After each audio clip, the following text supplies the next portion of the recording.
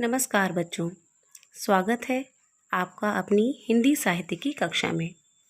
बच्चों, आज हमारे पाठ का नाम है नीलकंठ। नीलकंठ पाठ की लेखिका हैं महादेवी वर्मा जी। महादेवी वर्मा का जन्म 26 मार्च 1907 में उत्तर प्रदेश के फर्रुखाबाद में हुआ था। महादेवी जी हिंदी साहित्य के प्रमुख स्तंभों जयशंकर प्रसाद, सूर्यकांत त्रिपाठी निराला, सुमित्रा नंदन पंत के साथ एक महत्वपूर्ण स्तंभ मानी जाती हैं। इन्हें आधुनिक युग की मीरा भी कहा गया है। महादेवी वर्मा के हृदय में बचपन से ही जीवों के लिए करुणा और दया का भाव रहा था। इनका अधिकतम समय पशु पक्षियों का पालन पोषण और उनके साथ खेल कूद में ही बीतता था। महादेवी जी की प्रमुख कृतियाँ निहार, रश्मि, नीरजा, सांदगीत, दीपशिखा, अतीत के चलचित्र, स्मृति की रेखाएं, पथ के साथी, श्रृंखला की कड़ियाँ, क्षणदा इत्यादि। सन 1956 में भारत सरकार ने इनकी साहित्यिक सेवा के लिए इन्हें पद्म भूषण की उपाधि से अलंकृत किया तथा यामा नामक काव्य संकलन के लिए इन्हें सर्वोच्च साहित्यिक सम्मान ज्ञानपीठ पुरस्कार भी प्रदान किया गया। इस पाठ में कवित्री ने अपने पालतू मोर नीलकंठ के खट्टे मीठे अनुभवों का बहुत ही सुंदर लेखा जोखा प्रस्तुत किया है। जीव जंतुओं के प्रति उनका अथाह प्रेम अनायास ही हृदय को छू लेता है। नीलकंठ के साथ उसके सभी साथियों के रूप, स्वभाव, व्यवहार और चेष्टाओं का लेखिका ने बड़ी गहनता से और सूक्ष्मता से निरीक्षण और वर्णन किया है। यह रेखा चित्र बहुत ही जीवंत यानी सजीव बन गया। आइए अपने पाठ को शुरू करते हैं।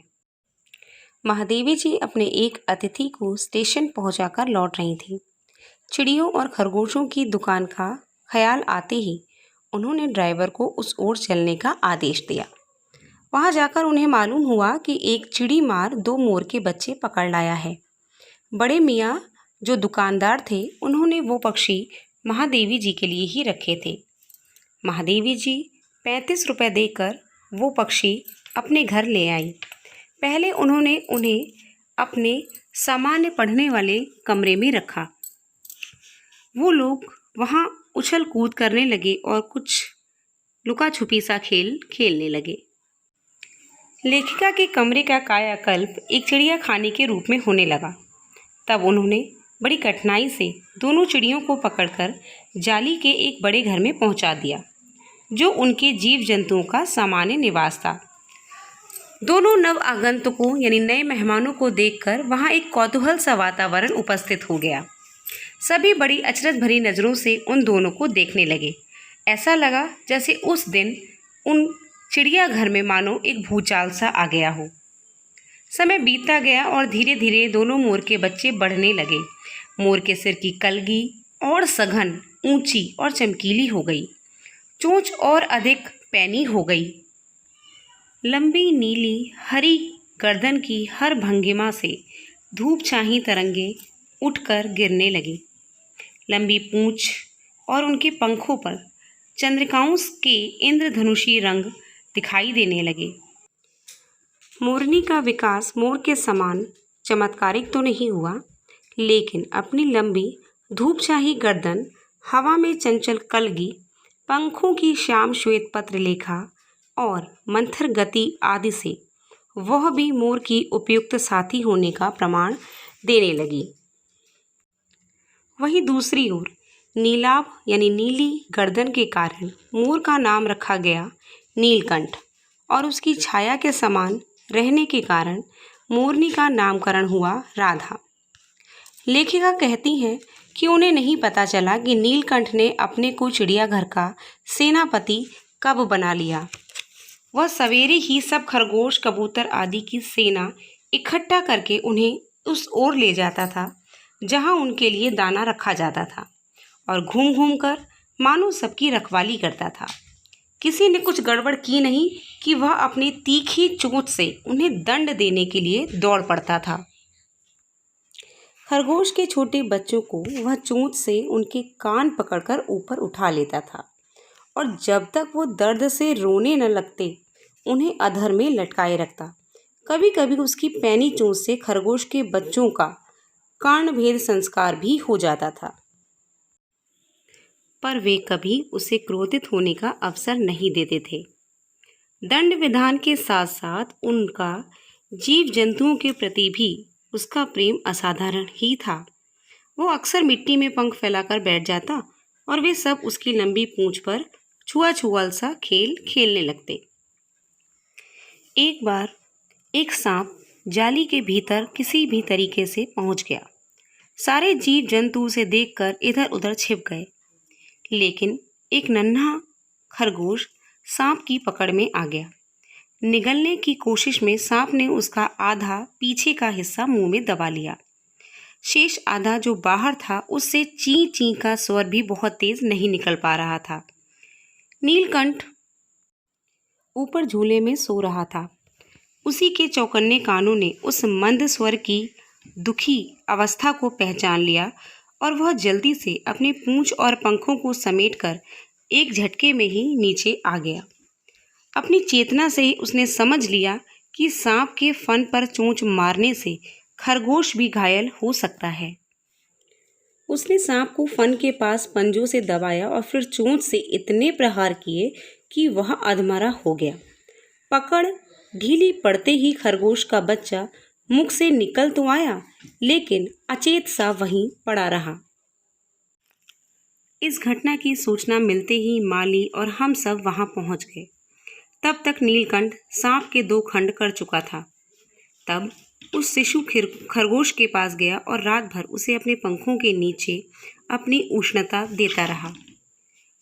आज समझ आया कि शायद कार्तिकेय ने अपने युद्ध वाहन के लिए मयूर को क्यों चुना होगा, क्योंकि मयूर कला प्रिय पक्षी है, हिंसक मात्र नहीं। इसी से उसे बाज, चील आदि की श्रेणी में नहीं रखा जाता। एक बार महादेवी जी को किसी कार्य से बाहर निकलना पड़ा और पहले के समान ही वो उस पशु पक्षियों की दुकान पर जा पहुंची।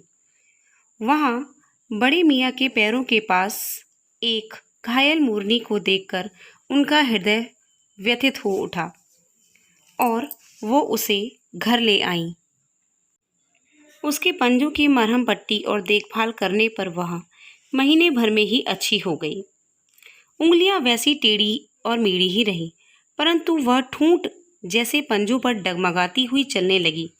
तब उसे जाली घर में पहुंचा दिया गया और उसका नाम रखा गया कुब्जा। नाम के अनुरूप वह स्वभाव से भी कुब्जा ही प्रमाणित हुई। नीलकंठ और राधा जहाँ साथ साथ रहते थे, उन्हें देखते ही कुब्जा उन्हें मारने के लिए दौड़ पड़ती।